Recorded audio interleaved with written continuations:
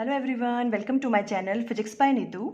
हमने अपने लास्ट वाले लेक्चर में कुछ ग्राफ डिस्कस किए थे कि जो आपके पास फोटो इलेक्ट्रिक करंट है और स्टॉपिंग पोटेंशियल है वो किस तरह से वेरी करता है अगर हम जो इंसिडेंट रेडिएशंस हैं उनकी इंटेंसिटी को चेंज करें या फिर उनकी फ्रिक्वेंसी को चेंज करें। जो भी इंसिडेंट रेडिएशन फॉल कर रही हैं मेटल सरफेस पे, है ना, तो वो स्टॉपिंग पोटेंशियल और जो फोटो इलेक्ट्रिक करंट है वो कैसे कैसे वेरी करता है।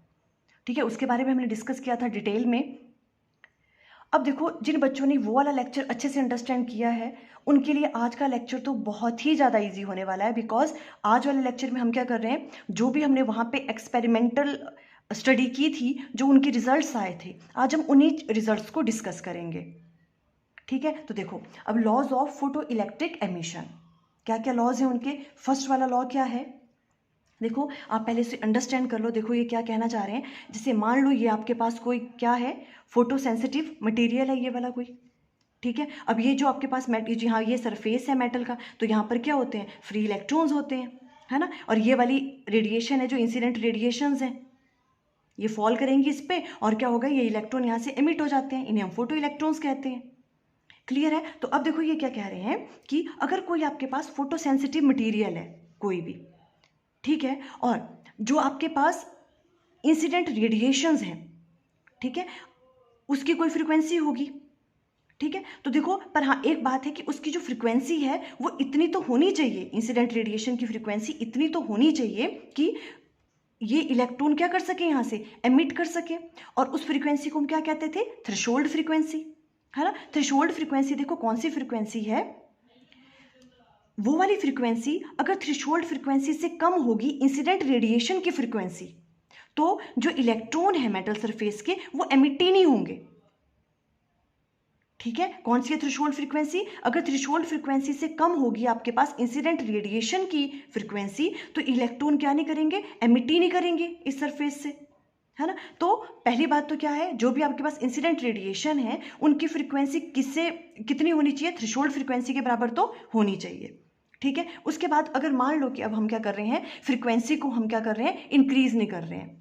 ठीक है, फोटो जो भी आपके पास रेडिएशंस यहाँ पे फॉल कर रही हैं, अब हमने क्या किया, जो भी रेडिएशंस फॉल कर रही हैं इंसिडेंट रेडिएशंस, उनकी इंटेंसिटी को अगर हम इंक्रीज करते हैं, ठीक है, इंटेंसिटी अगर हम इसकी इंक्रीज करते हैं तो क्या होगा, जो नंबर ऑफ फोटो इलेक्ट्रॉन्स हैं वो भी क्या होते हैं, ज़्यादा एमिट हो जाते हैं, है ना। हमने बहुत बार डिस्कस किया हुआ है, बिकॉज जैसे आप इंटेंसिटी इंक्रीज करोगे इंसिडेंट रेडिएशन की, तो उतने ही ज़्यादा फोटोन इस मेटल सरफेस पे फॉल करेंगे, और जितने ज़्यादा मेटल फोटोन यहाँ पे स्ट्राइक करेंगे उतने ही ज़्यादा इलेक्ट्रॉन एमिट होंगे। ठीक है, अब फोटो इलेक्ट्रॉन्स अगर ज़्यादा हो रहे हैं इंटेंसिटी की इंक्रीज होने पे, तो फोटो इलेक्ट्रिक करंट की वैल्यू भी ज़्यादा होगी, बिकॉज फोटो इलेक्ट्रिक करंट होता ही किसकी वजह से, फोटो इलेक्ट्रॉन्स की वजह से। अब इनकी वैल्यू बढ़ रही है तो फोटो इलेक्ट्रिक करंट भी बढ़ेगा। ठीक है, तो फर्स्ट पॉइंट में तो उन्होंने यही राइट डाउन किया हुआ है। ठीक है, अगर हम क्या कर रहे हैं, जो भी इंसिडेंट रेडिएशन की फ्रीक्वेंसी, पर वो फ्रीक्वेंसी होनी चाहिए थ्रेशोल्ड फ्रीक्वेंसी से ज़्यादा, तो एक वो उस फिक्स फ्रीक्वेंसी के बाद अगर हम इंटेंसिटी इंक्रीज करते हैं इंसिडेंट रेडिएशन की, तो जो फोटो इलेक्ट्रिक करंट है उसकी वैल्यू भी क्या करती है, इंक्रीज, वो डायरेक्टली वेरी करते हैं।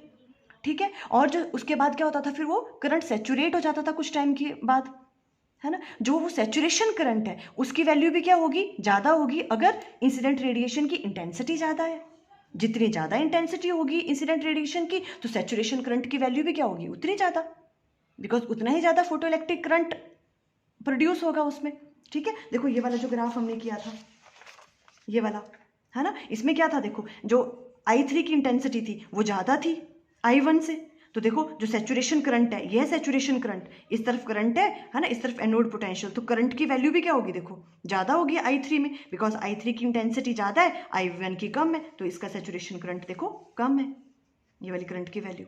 क्लियर। देखो अब देखो हमने क्या राइट डाउन किया है, for a given photo sensitive material, जो भी आपका फोटो सेंसिटिव मटीरियल है, and frequency of incident radiation, frequency of incident radiation, bracket में राइट डाउन किया एबव द थ्रेशोल्ड फ्रीक्वेंसी। ठीक है, पर थ्रेशोल्ड फ्रीक्वेंसी से ज़्यादा तो ये होनी चाहिए।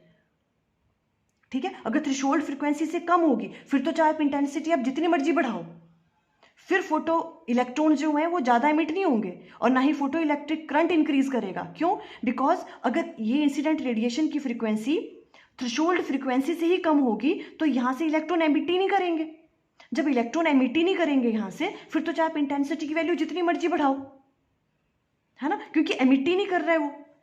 क्यों? क्योंकि जो इंसिडेंट रेडिएशन है उसकी जो फ्रीक्वेंसी है वो किससे कम है? थ्रेशोल्ड फ्रीक्वेंसी से। तो ये कंडीशन तो पहले होनी चाहिए, थ्रेशोल्ड फ्रीक्वेंसी से ज़्यादा होनी चाहिए इंसिडेंट रेडिएशन की फ्रीक्वेंसी, या तो उसके बराबर होनी चाहिए, थ्रेशोल्ड फ्रीक्वेंसी के बराबर, है ना, तभी एमिट करेंगे वो इलेक्ट्रॉन। ठीक है, इन्होंने क्या कहा, एबव द थ्रेशोल्ड फ्रीक्वेंसी, ये वाली फ्रीक्वेंसी होनी चाहिए इंसिडेंट रेडिएशन की।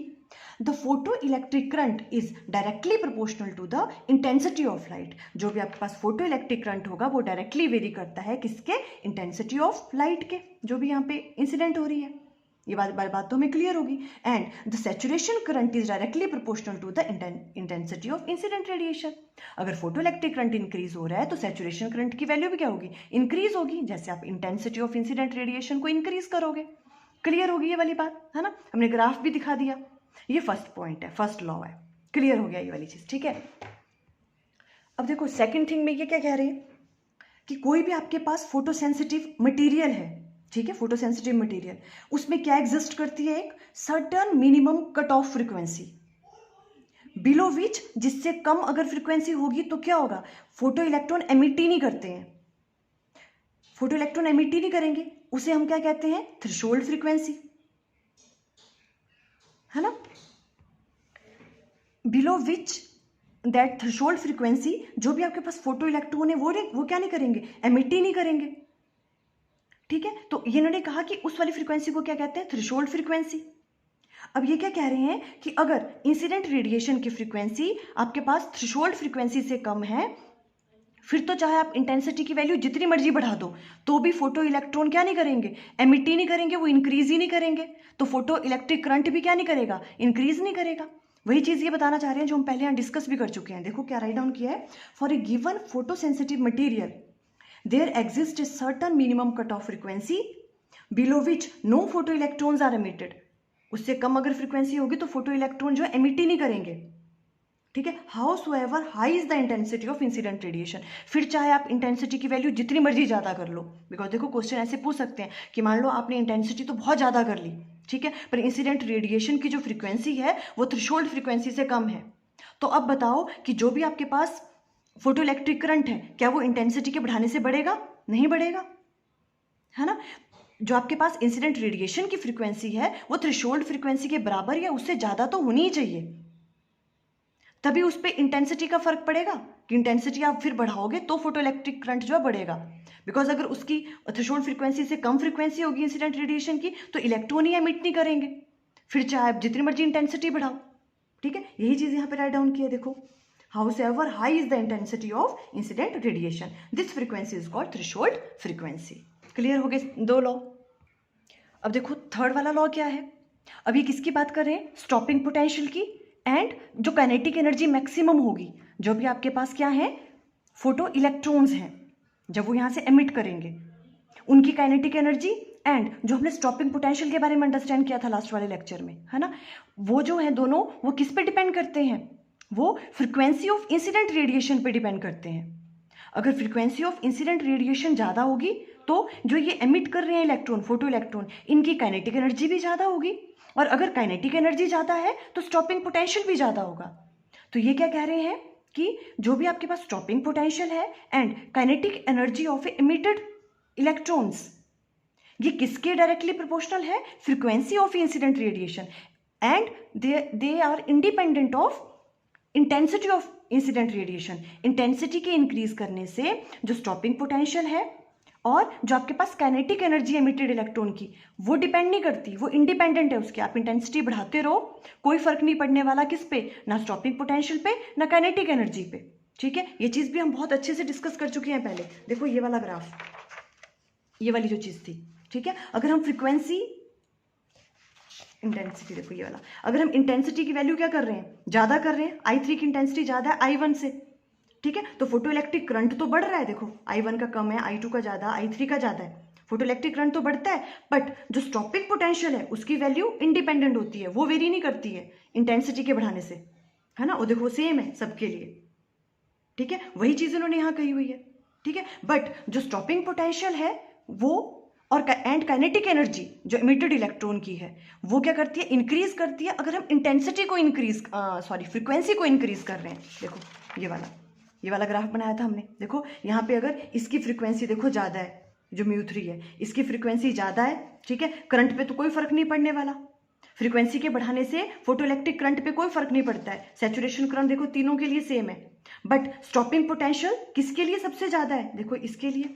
3 वाला, इसके लिए स्टॉपिंग पोटेंशियल इतना, ये वाली वैल्यू है, बिकॉज इसकी फ्रीक्वेंसी क्या है, ज़्यादा है। जैसे जैसे फ्रीक्वेंसी बढ़ती जाएगी वैसे वैसे स्टॉपिंग पोटेंशियल की वैल्यू क्या होगी, इंक्रीज होगी, क्योंकि जैसे हम फ्रीक्वेंसी इंक्रीज करते हैं तो जो इमिटेड इलेक्ट्रॉन है उनकी काइनेटिक एनर्जी भी इंक्रीज हो जाती है, और अगर काइनेटिक एनर्जी इंक्रीज हो रही है तो उतना ही ज़्यादा हमें नेगेटिव पोटेंशियल लगाना पड़ेगा उनको रोकने के लिए, तो स्टॉपिंग पोटेंशियल की वैल्यू भी ज़्यादा होगी। आप अंडरस्टैंड कर रहे हो? देखो स्टॉपिंग पोटेंशियल क्या होता था, V0 इक्वल टू जो आपके पास काइनेटिक एनर्जी मैक्सिमम है डिवाइडेड बाय E, है ना। तो हमने क्या कहा, जैसे इसकी इंसिडेंट रेडिएशन की हम क्या कर रहे हैं, फ्रीक्वेंसी बढ़ा रहे हैं, एच न्यू, देखो एनर्जी क्या होती है, एच न्यू, अगर फ्रीक्वेंसी इंक्रीज हो रही है तो एनर्जी भी ज़्यादा होगी, है ना। और यहाँ पे क्या होंगे फिर, देखो थोड़ी सी एनर्जी वर्क फंक्शन में यूज़ हो जाएगी और उसके बाद जो है बाकी एनर्जी कौन यूज़ कर लेता है, जो ये फोटो इलेक्ट्रॉन्स एमिट होते हैं, है ना। अब ये वाली एनर्जी ज़्यादा होगी, इसकी फ्रीक्वेंसी ज़्यादा होगी, तो जो फोटो इलेक्ट्रॉन्स हैं एमिट हो रहे हैं उनकी एनर्जी भी ज़्यादा होगी, उनकी काइनेटिक एनर्जी भी ज़्यादा होगी, है ना। तो देखो अगर काइनेटिक एनर्जी ज़्यादा है तो जो आपके पास स्टॉपिंग पोटेंशियल है, ये स्टॉपिंग पोटेंशियल, इसकी वैल्यू भी इंक्रीज होगी, है ना। तो अब हमने ये वाली चीज़ देखो, मैं बहुत बार कर चुके, वैसे हमने क्या कहा, जो स्टॉपिंग पोटेंशियल है और जो काइनेटिक एनर्जी की वैल्यू है इमिटेड इलेक्ट्रॉन की, वो डायरेक्टली वेरी करती है किससे, फ्रीक्वेंसी ऑफ इंसिडेंट रेडिएशन के, और वो इंडिपेंडेंट होती है किससे, आपकी जो इंटेंसिटी ऑफ इंसिडेंट रेडिएशन के। वही चीज़ राइट डाउन किए, देखो F of the threshold frequency से तो ज़्यादा ही होनी चाहिए, द स्टॉपिंग पोटेंशियल और equivalently the maximum kinetic energy of photo electrons is directly proportional to the frequency of incident radiation but is independent of its intensity. Clear हो गया ये वाला, ठीक है। उसके बाद आया फोर्थ वाला लॉ, इसमें हम क्या कह रहे हैं, देखो the photo electric emission is an instantaneous process, ये जो भी आपके पास फोटो इलेक्ट्रिक एमिशन है एक इंस्टेंटेनियस प्रोसेस है, मीन्स जैसे यहाँ पे रेडिएशन फॉल की वैसे ही इलेक्ट्रॉन एमिट हो जाते हैं, इस प्रोसेस के बीच में जो है टाइम क्या है, बहुत ही कम होता है, ठीक है। The time lag between the incident of light, है ना, incident of light radiation and the emission of photo electron is very small, even less than 10⁻⁹ second. तो हम कह सकते हैं ये प्रोसेस क्या था, इंस्टेंटेनियस प्रोसेस है, जैसे ही रेडिएशन फॉल होंगी वैसे ही इलेक्ट्रॉन क्या करेंगे, एमिट करेंगे। तो देखो ये 4 लॉज थे, आई थिंक आपको क्लियर हो गए। Okay, thank you.